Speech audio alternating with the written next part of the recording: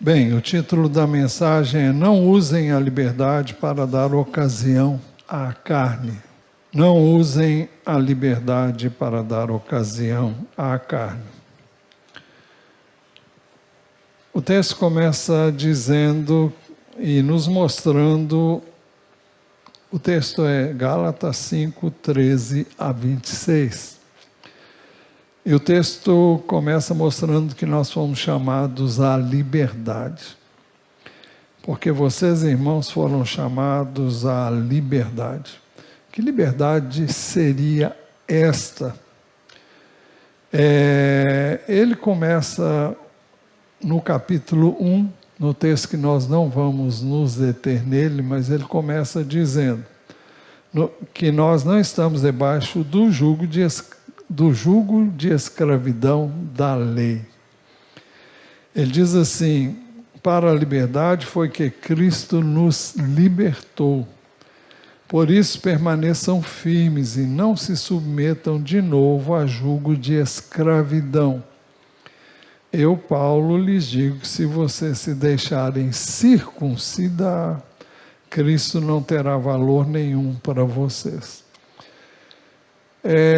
Depois que o Evangelho começou a ser pregado pelos apóstolos, muitos judeus vieram a crer em Jesus e muitos judaizantes estavam empenhados em fazer discípulos que entendessem o que eles entendiam. O que eles entendiam? Que a pessoa que recebesse Jesus como Messias enviado por Deus devia também se submeter à circuncisão, senão não podia ser salvo. Então, o que o apóstolo está chamando de liberdade é você não prender-se a qualquer coisa que você venha fazer para ser salvo, além do que Jesus já fez. Então, nada que eu e você possamos fazer pode nos salvar além do que Jesus fez. Então, ele diz que pensar que eu tenho que fazer alguma coisa para ser salvo, além de receber gratuitamente essa salvação pela fé, com base no que Jesus fez e não no que eu tenho que fazer, ou o que eu devo fazer para ser salvo. Então, quem acha que precisa fazer alguma coisa para ser salvo, então está em regime de escravidão. E Jesus nos chamou para sermos livres. Em que consiste essa liberdade?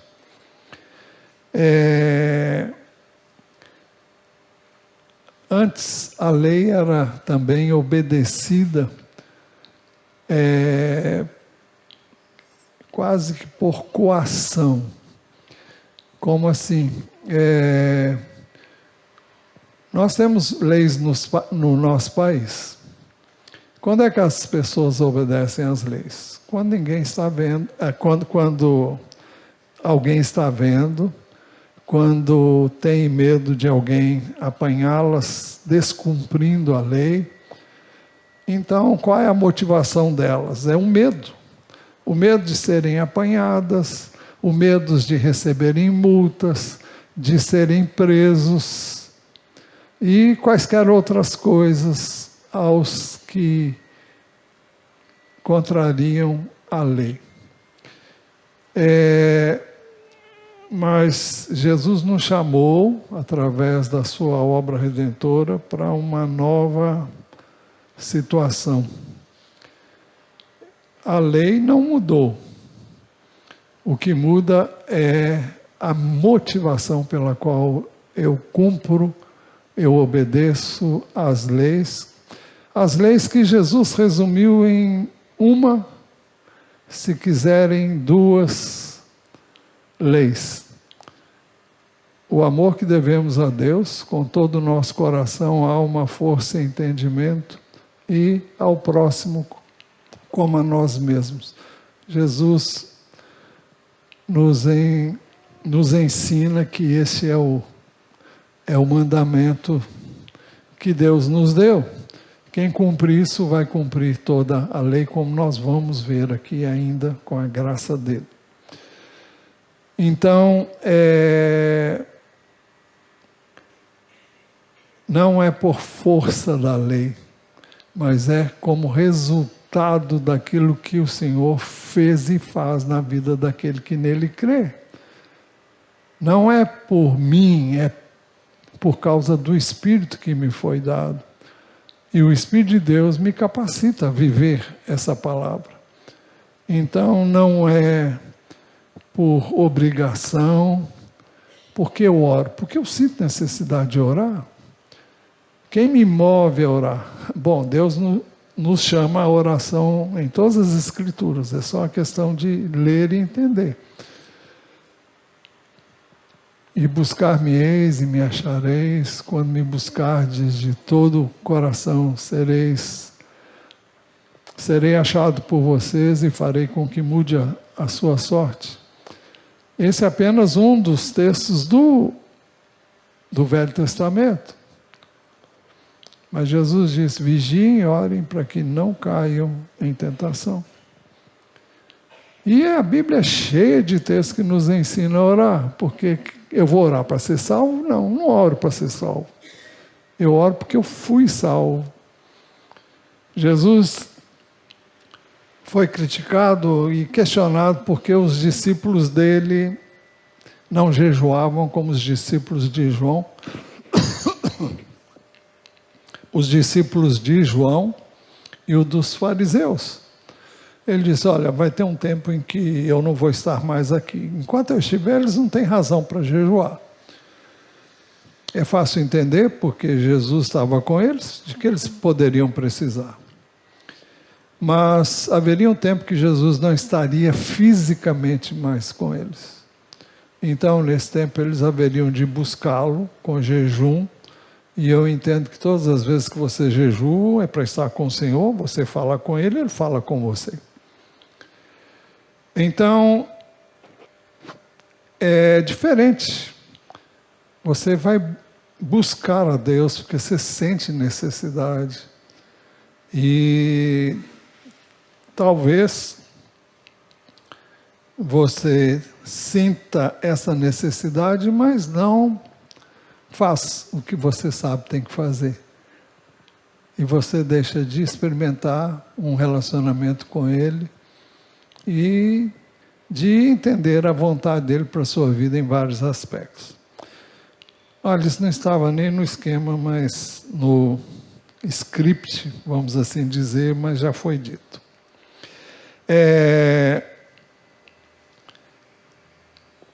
Ainda sobre esse assunto, nós não recebemos um espírito de escravidão para vivermos atemorizados. É isso que o apóstolo Paulo diz quando escreve aos Romanos, capítulo 8, versículo 15, porque vocês não receberam um espírito de escravidão para viverem outra vez atemorizados, mas receberam um espírito de adoção, por meio do qual clamamos Abba Pai. As pessoas que viviam no contexto da lei, no contexto da velha aliança, o que as motivava a praticar a lei era o temor da consequência da desobediência à lei. Em muitos casos era a morte, e havia várias penalidades e as pessoas viviam com medo, muitas vezes, e faziam as coisas, muitas vezes, legalmente, para cumprir, para fazer a parte deles, ou a parte delas, melhor dizendo. E o apóstolo Paulo diz que nós não recebemos o espírito do medo para vivermos outra vez atemorizados, mas recebemos o espírito de adoção. Fomos adotados como filhos e agora nós temos um pai. Quando nos vermos em necessidade, até com medo mesmo, com insegurança, diante de uma situação diante da qual não sabemos o que fazer, Ele nos concita a buscarmos a presença de Deus, dizendo: Abba, Pai. Pai, Pai ou Paizinho.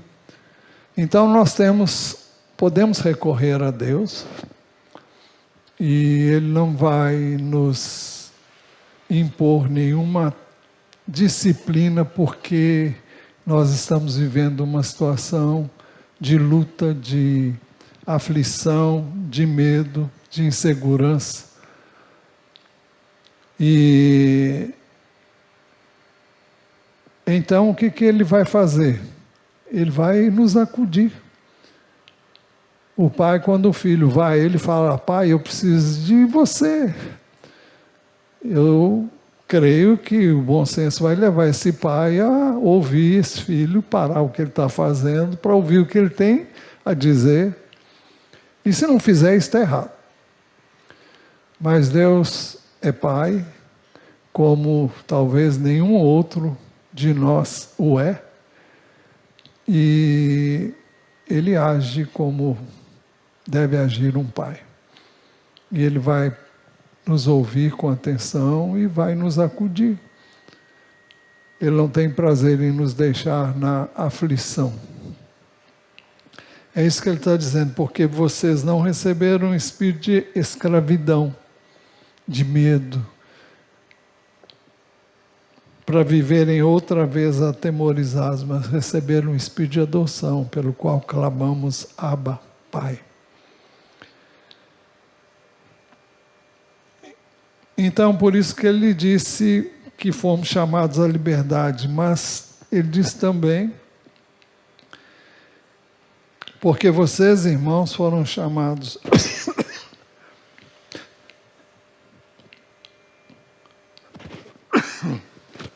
à liberdade. Mas não usem a liberdade para dar ocasião à carne. Nós temos um Pai que é bom, nós temos um Pai que nos acode, que nos ouve, que nos atende. Isso não é motivo para nós infringirmos a vontade dEle, desobedecermos.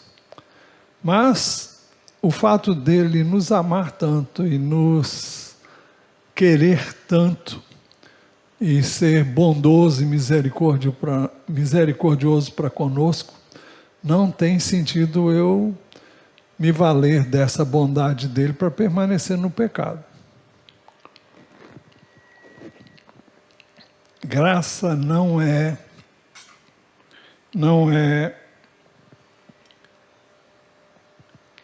abertura para eu praticar o mal. Graça é poder do Espírito para não praticar o mal. E quando nós buscamos a Deus é para que Ele nos capacite, reconhecendo a nossa dependência dEle para fazer o que Ele quer que eu faça. E eu quero fazer também porque Ele me deu uma nova natureza, me deu do seu Espírito. E isso faz toda a diferença. Então ele diz no verso 13, na segunda parte: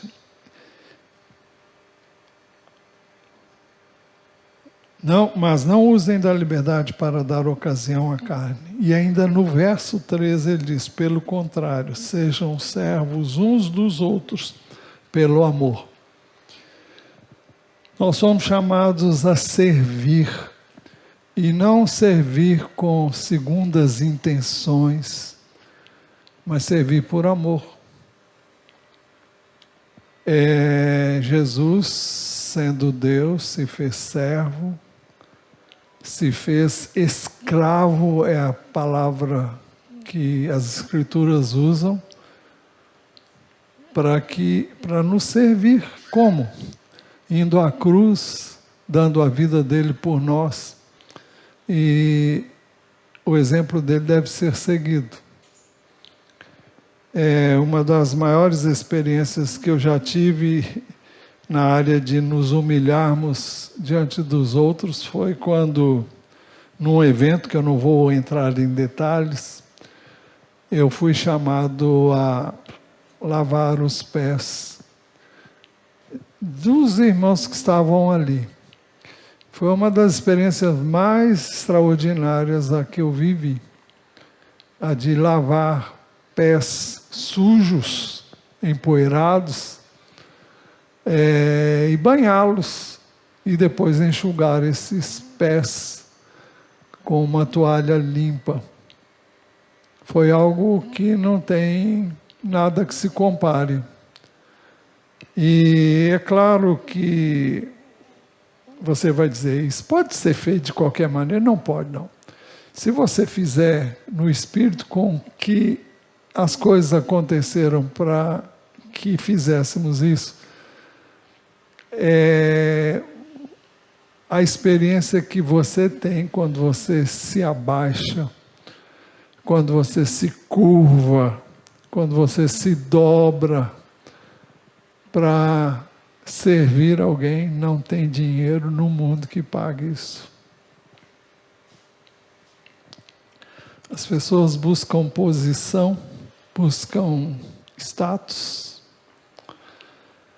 mas o que nos abençoa é justamente nós nos colocarmos na posição de servos e de nos dispormos a servir. Isso em amor. E esse amor não é nosso, é dele. Que o amor de Deus é derramado em nossos corações pelo Espírito que nos foi dado. Romanos 1, se não me engano, Romanos 5, verso 5, se não me engano, por ali. Então nós fomos chamados para sermos servos uns dos outros pelo amor. Nós cumprimos toda a lei se amarmos o nosso próximo como a nós mesmos. Gálatas 5,14, na sequência. Porque toda a lei se cumpre em um só preceito, a saber, ame o seu próximo como a você mesmo. A lei lá do Velho Testamento nos ensina a fazer isso. É interessante que Jesus, quando extraiu a essência da lei em 2 mandamentos, ele extraiu isso do Velho Testamento, do Antigo Testamento. Nós não somos obrigados a fazer aquele sacrifício, porque Jesus já foi à cruz, que eram feitos no Velho Testamento. Mas os mandamentos não caducaram, não. Jesus mostrou que, aliás, aqui no caso é o apóstolo Paulo, mostrou que toda a lei se cumpre em um só preceito. Ame o seu próximo como a você mesmo. Mas foi Jesus que ensinou que os 2 principais mandamentos eram: ouve, ó Israel, o Senhor nosso Deus é o único Senhor. Ame o Senhor seu Deus de todo o seu coração, de toda a sua alma, de toda a sua força e com todo o seu entendimento. E ao próximo como a si mesmo. Ele disse, não há outro mandamento maior do que esse. E o apóstolo Paulo explica que quando você cumpre esses mandamentos, aliás, ele destaca o segundo, você está cumprindo a lei. Você só pode amar o próximo se você amar-se a si mesmo. Para amar-se a si mesmo, você tem que conhecer a Deus. Porque nós somos miseráveis pecadores, indignos. Existem pessoas que pensam que são as tais, são melhores do que as pessoas, as outras pessoas. Mas quando você conhece a Deus, você se sente na condição de miserável pecador. E na condição de miserável pecador, você conhece o quanto Deus te ama, porque você sabe que Ele te ama, mesmo sendo quem você é, um pecador miserável. E quando você sente esse amor, você se sente valorizado. Então, você pode amar-se a si mesmo. Olha, se Ele me amou, Ele é Deus, Ele me ama assim, então, se eu me amo, eu posso amar o outro. Por quê? Porque o outro é cheio de defeitos, é igual a mim, cheio de falhas, comete erros um atrás do outro, como eu. E se eu me sinto aceito por Deus, Ele me aceita, eu vou me amar e eu posso amar o outro. Porque se Deus me aceitou, por que eu não vou aceitar o outro? Eu sou melhor do que ele? Não.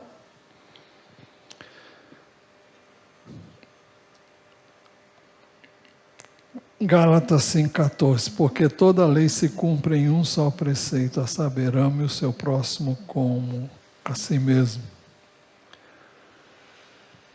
Eu disse que é uma lei do Velho Testamento. Levítico 19:18 diz assim: não procure vingança, nem guarde ira contra os filhos do seu povo, mas ame o seu próximo como você ama a si mesmo. Porque eu sou o Senhor. Eu sou o Senhor. Quem está falando aqui é o Senhor. Se você considera Ele seu Senhor, então é bom que obedeçamos, mas não por força da lei, mas como resultado do amor que Ele revelou a nós, através de Jesus.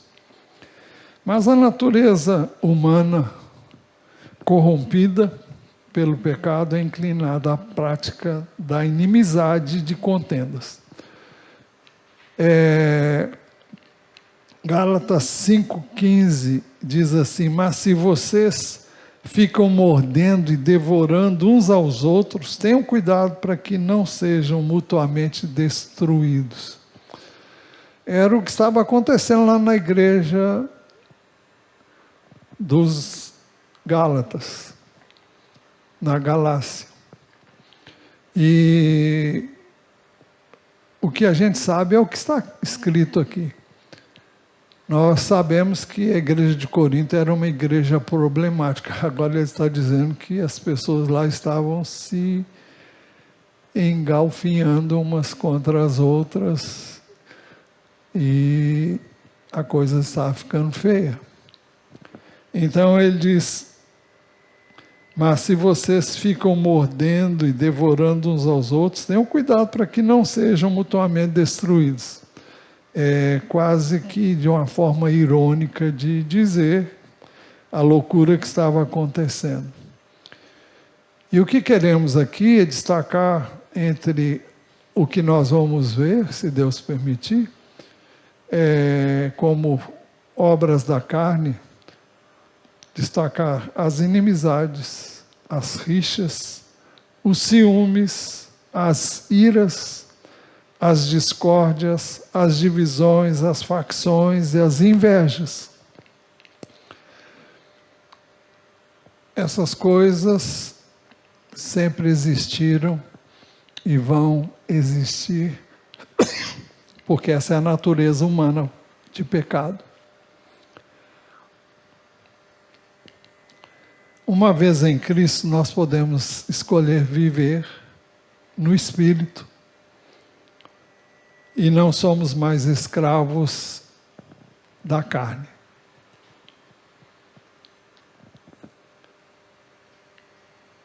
Gálatas 5,16, digo, porém, o seguinte: vivam no Espírito, e vocês jamais satisfarão os desejos da carne. É uma escolha. Imagine 3 círculos. Vocês conhecem os símbolos dos Jogos Olímpicos? Quantos círculos tem lá? São 5. Tá, nem sabia que eram 5. Mas imagine 3 círculos, um ligado ao outro. O círculo do meio representa a sua alma. E quando eu falo alma, eu estou falando do seu psique.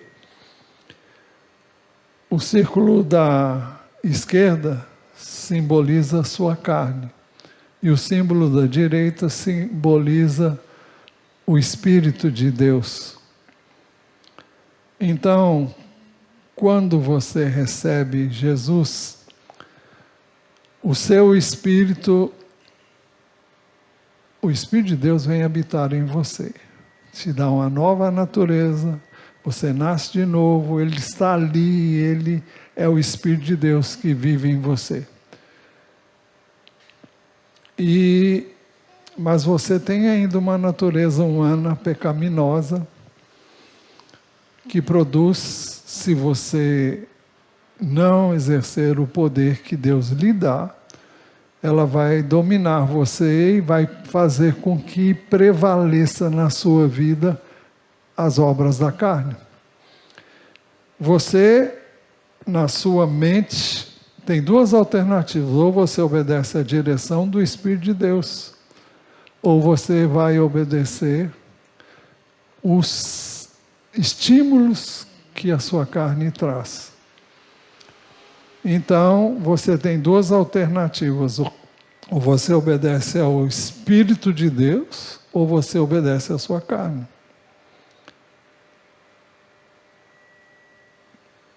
Digo, porém, vivam no Espírito e vocês jamais satisfarão os desejos da carne. Mas o verso seguinte mostra que há uma guerra constante do Espírito contra a carne. E que essas duas naturezas são opostas. Ele diz, verso 17, porque a carne luta contra o Espírito e o Espírito luta contra a carne, porque são opostos entre si, para que vocês não façam o que querem. Então, existe uma guerra. Você não precisa ir muito longe, a guerra existe dentro de você mesmo.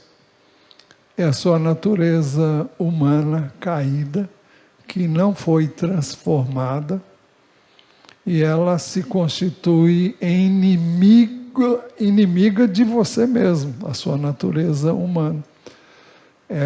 Que a Bíblia chama de carne, a natureza humana, depois do pecado.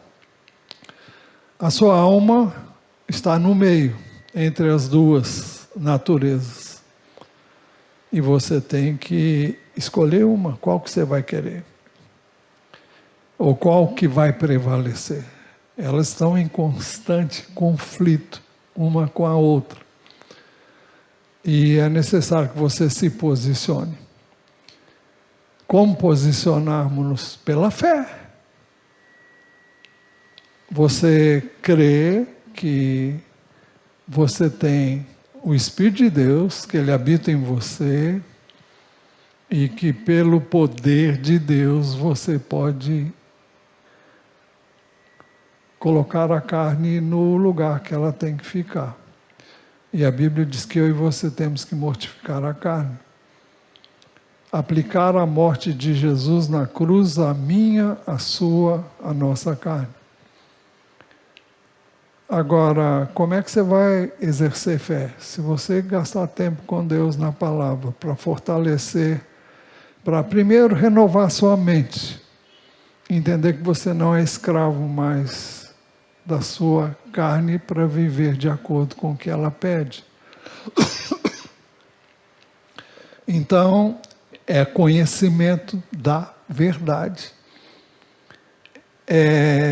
Para que você possa vencer a mentira do diabo, que vai dizer, se você se vir numa situação dessa, você vai fazer a mesma coisa que você já fez lá. Não tem que ser igual. Você pode agir de forma diferente.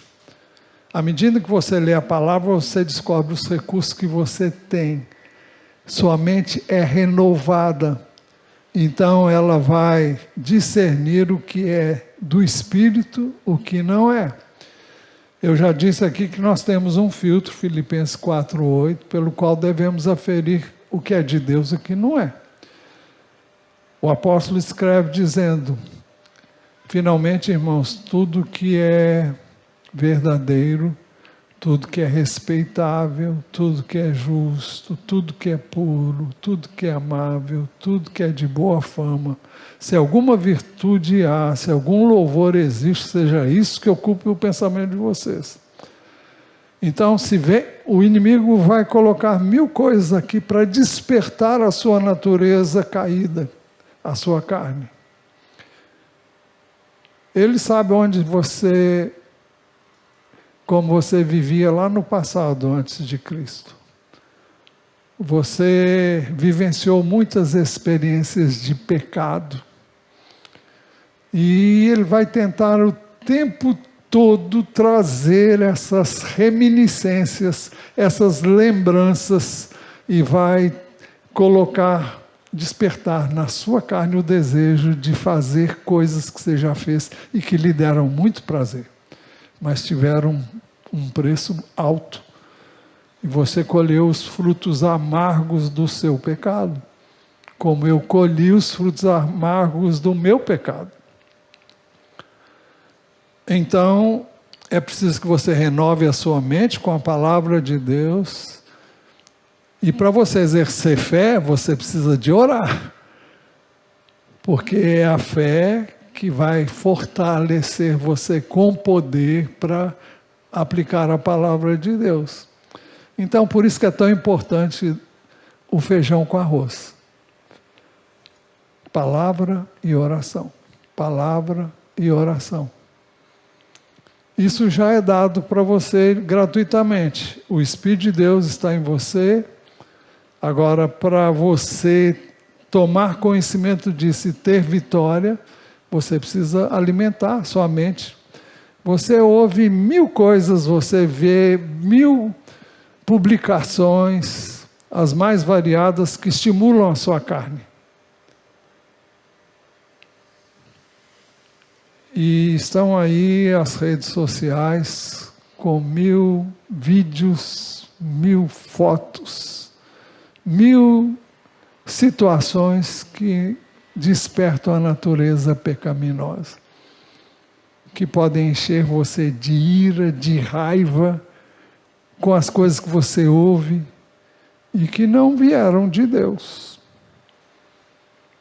que visam colocar você contra o outro, contra situações sobre as quais você não tem domínio.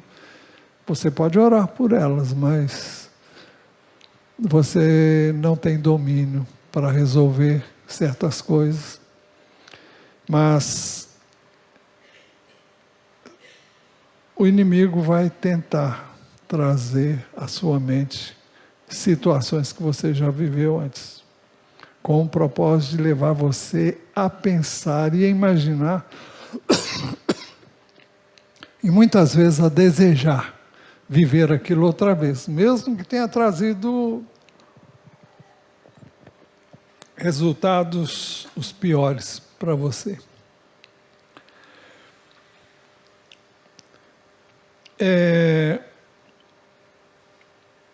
Mas, se nós nos deixarmos guiar, então, pelo Espírito de Deus, nós não temos que ceder à inclinação da nossa carne.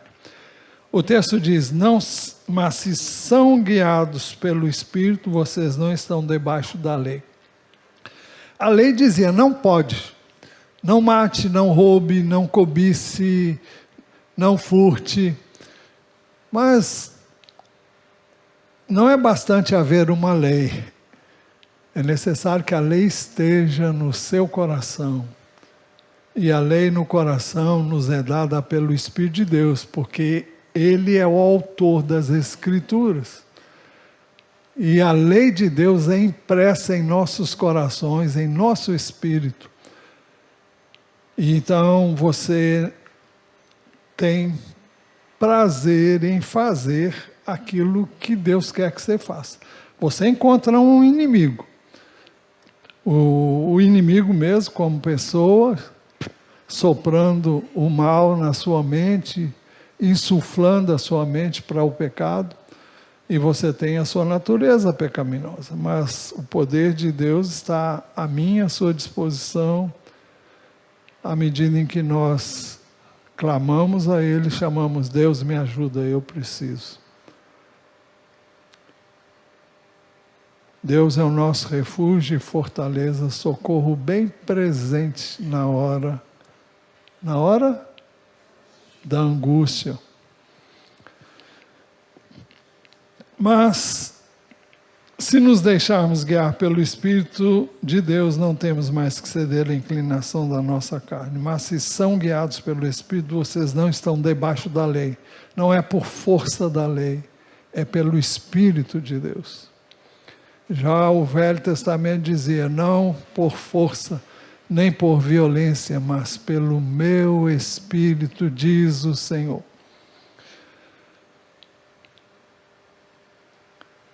E em Gálatas, na sequência, mostra que as obras da carne são bem conhecidas e nós devemos reconhecê-las e rejeitá-las.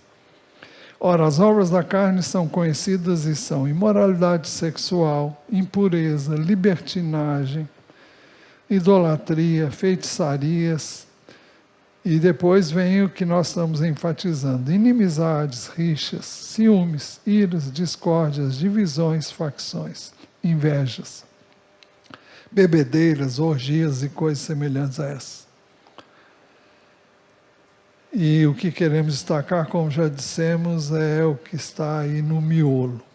Ora, as obras da carne são conhecidas e são, verso 19, verso 20b, as inimizades, as brigas, as ciumeiras, os acessos de raiva, a ambição egoísta, a desunião, as divisões, as facções, as invejas.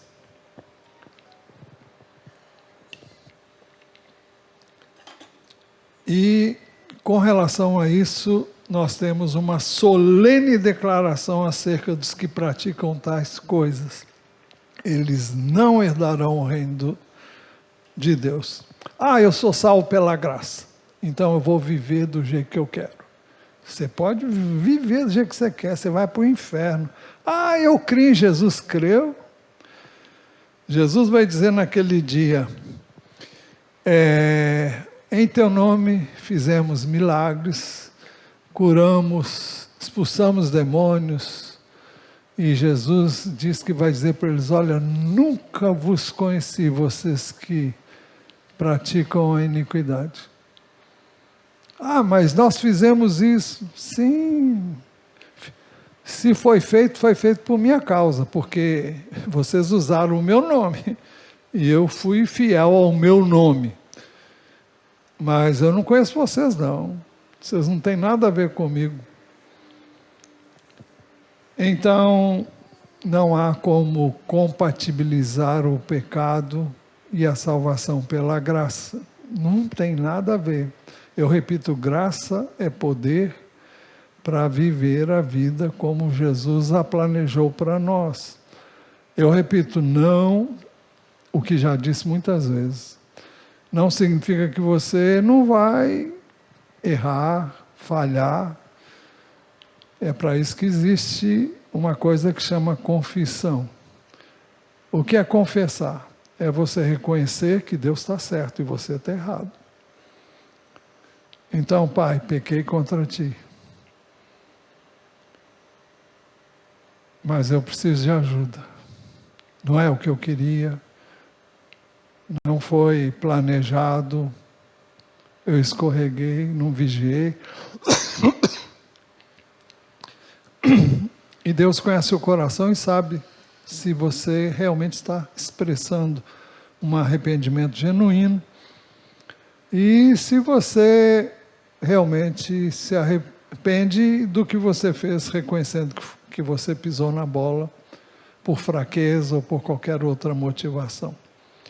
Mas se você pecar deliberadamente, eu vou pecar porque depois Ele me perdoa. A Bíblia diz que esse pecado não tem perdão não. Se vivermos deliberadamente no pecado, depois de termos o pleno conhecimento da verdade, já não resta sacrifício pelos pecados. Hebreus 10, 26 e 27, e 28 e 29 vai discorrer sobre isso. Então, nós temos aqui uma declaração acerca dos que praticam tais coisas, eles não herdarão o reino de Deus. Declaro a vocês, como antes já os preveni, que os que praticam tais coisas não herdarão o reino de Deus. Quem são eles? São aqueles que permanecem na prática do erro e não estão nem aí.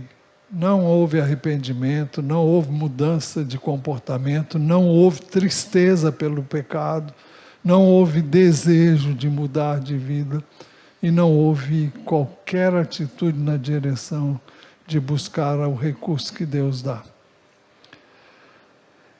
Em contrapartida, uma nova maneira de viver. Ao nos deixarmos guiar pelo Espírito de Deus, nós manifestaremos o fruto do Espírito. Mas o fruto do Espírito é amor, alegria, paz, longanimidade, benignidade, bondade, fidelidade, mansidão, domínio próprio. E o texto acrescenta, contra essas coisas não há lei.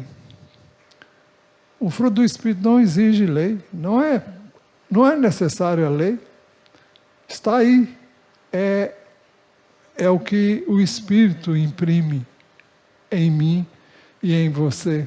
Se andamos no Espírito, é isso que tem que prevalecer em nossa vida. E se qualquer outra coisa vem diferente disso, nós temos que repreender e pedir e clamar a Deus, olha, eu não quero isso para mim. Mas é interessante observar que é fruto, não é, eu tenho essa parte, esse fruto. Não, você tem, ou tem o fruto ou não tem o fruto. O fruto é aquilo, não é o que você é, não é o que você desenvolveu, é o que o Espírito de Deus é. O fruto do Espírito é aquilo que Ele é, aquilo que Jesus viveu aqui como homem. E é isso que caracteriza o Espírito de Deus em nós. Eu sempre digo, olha, não tente melhorar a sua carne, porque ela não tem jeito, por isso que você tem que morrer. Fisicamente, um dia você vai ter que morrer, se Jesus não voltar, e se voltar, você vai ter, esse corpo vai ser transformado. Mas não tem jeito para a minha carne e a sua carne. Ela vai estar aí até o fim para ser opositora do Espírito de Deus que habita em nós. Então não há como resolver esse problema até que Jesus nos chame para estar com Ele. Até lá nós vamos ter que aprender a conviver, não como amigos, mas como inimigos. A carne, como natureza pecaminosa, é um dos maiores inimigos que temos. E nós temos que considerar isso, e não podemos dar mole para ela. Não pense você que eu não sou tentado. Muita gente acha esquisito, pastor falar que é tentado, você não tem ideia. Nós somos o tempo todo, todos os dias bombardeados. Se você não é, você é um extraterrestre e não sei o que você está fazendo aqui não. Porque todo dia o diabo vai tentar você e ele não tem que fazer nada, você só joga a ideia, só sugere.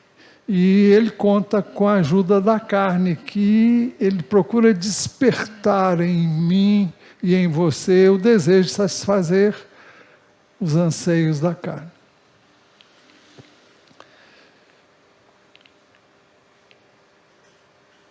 Para praticar o fruto do Espírito, nós não precisamos de lei. O Espírito é a lei. A Bíblia diz que nós temos a mente de Cristo. Quem é a mente de Cristo? É o Espírito de Deus que habita em nós. Agora, eu preciso renovar a minha mente com a palavra de Deus para que aquilo que está dentro de mim, no meu espírito, desde que eu nasci de novo, então seja impresso na minha mente. Quem faz isso é o Espírito de Deus, à medida em que eu me exponho à palavra dele.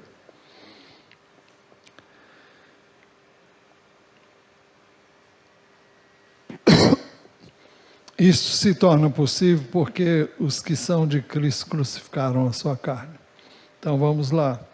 O texto diz: e os que são de Cristo Jesus crucificaram a carne com as suas paixões e os seus desejos. Jesus se deixou crucificar por mim e por você. Agora, pela fé, eu e você devemos crucificar a nossa carne. Não com a nossa força, não com o nosso expediente, não com a nossa tenacidade, não com a nossa disciplina. Isso não vai resolver nada. O que resolve é você dobrar o seu joelho, é se humilhar diante de Deus e dizer: eu não posso sem ti. Então me ajuda, me socorre.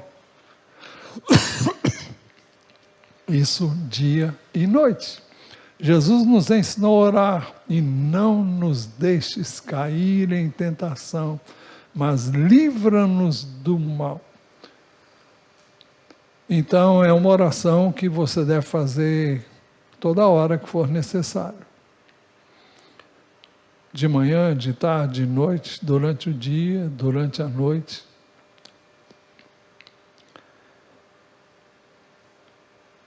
É uma questão de vida ou morte.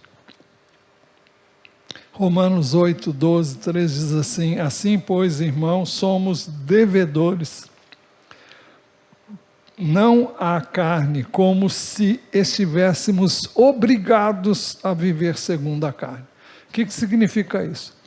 Imagine você sendo um cara, te cerca ali na esquina e ele tem um pano que encobre algo que ele tem sobre esse pano.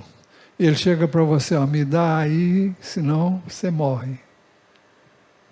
Mas é um blefe. Ele não tem nada debaixo do pano. Ou se tiver, é uma arma de brinquedo. Mas você crê no blefe dele, então você vai e faz o que ele manda você fazer, e me entrega tudo. Então a carne diz: olha, você vai cair. Você não vai dar conta, você não vai resistir. Olha, não tem saída para você. Se você não fizer o que eu estou sugerindo, você vai se dar mal. Vai perder o emprego, você vai perder a família, ou você vai perder os seus bens. Sempre é uma sugestão maligna que a carne é um caminho, é um atalho para você resolver as questões da forma da carne, não da forma de Deus.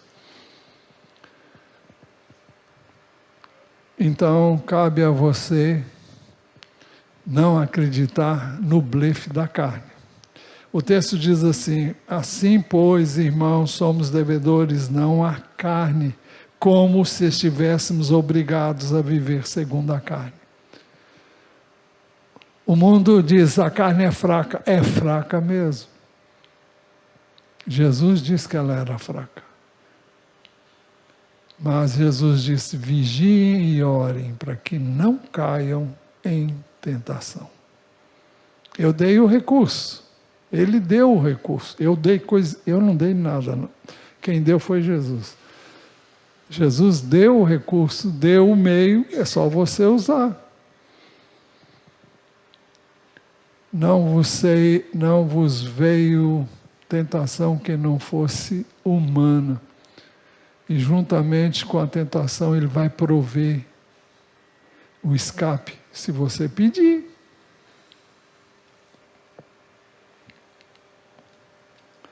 Mas o texto de Romanos diz assim: assim, pois, irmãos, somos devedores não à carne, como se estivéssemos obrigados a viver segundo a carne.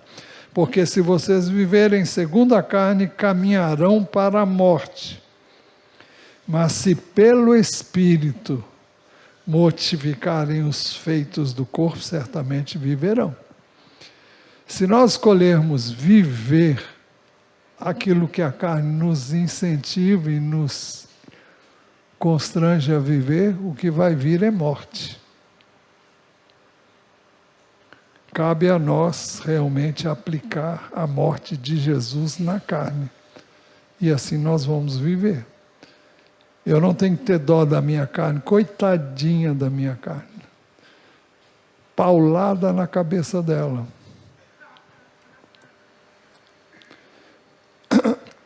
Assim, se vivemos no Espírito, nós devemos também andar nele. Se vivemos no Espírito, andemos também no Espírito.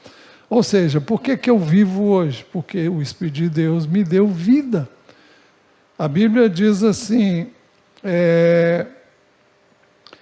Efésios capítulo 2.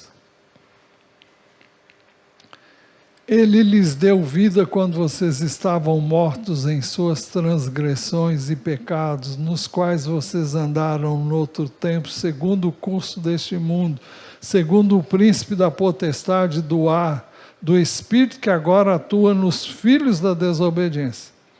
Entre eles também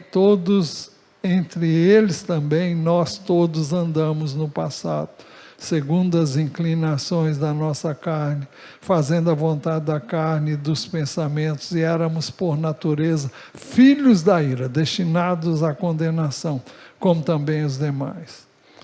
Mas Deus, sendo rico em misericórdia, por causa do grande amor com que nos amou, e estando nós mortos em nossas transgressões, nos deu vida juntamente com Cristo.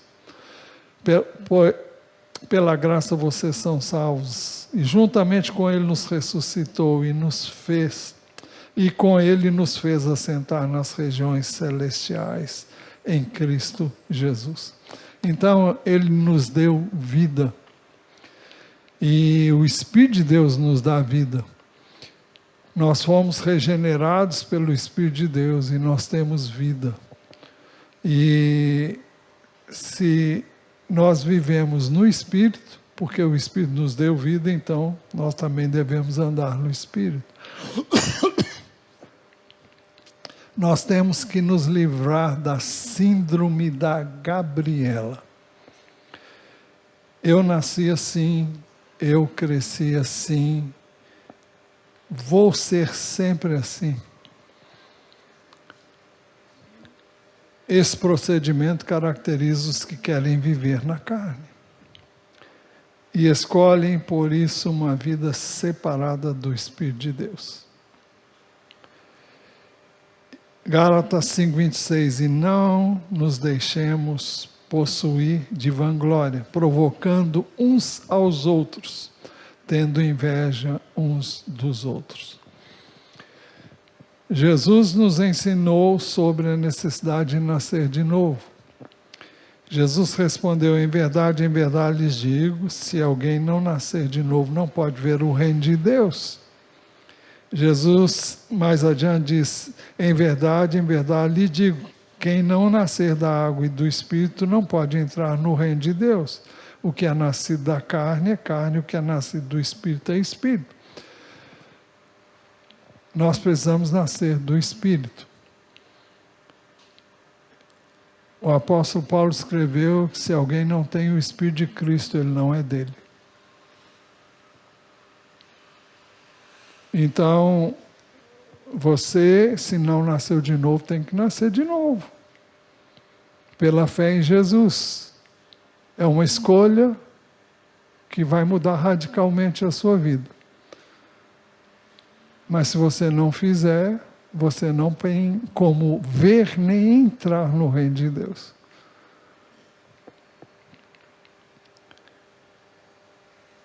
Uma vez em Cristo, depois de nascer de novo, ninguém é mais a mesma pessoa. E assim, se alguém está em Cristo, é nova criatura, as coisas antigas já passaram, eis que se fizeram novas. Se você é de Cristo, não há como viver na prática do pecado. Escolher viver de acordo com a carne. A vida cristã é de crescimento contínuo rumo à maturidade.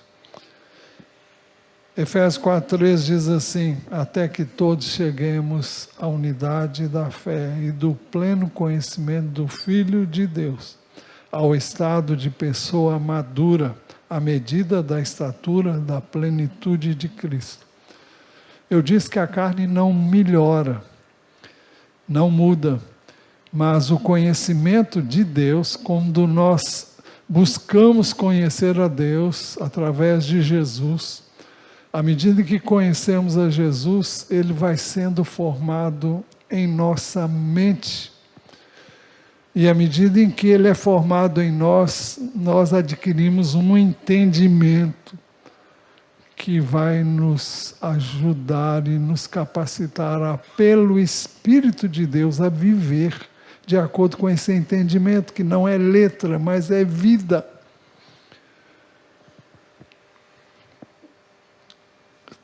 Daí a necessidade da renovação da mente, da oração.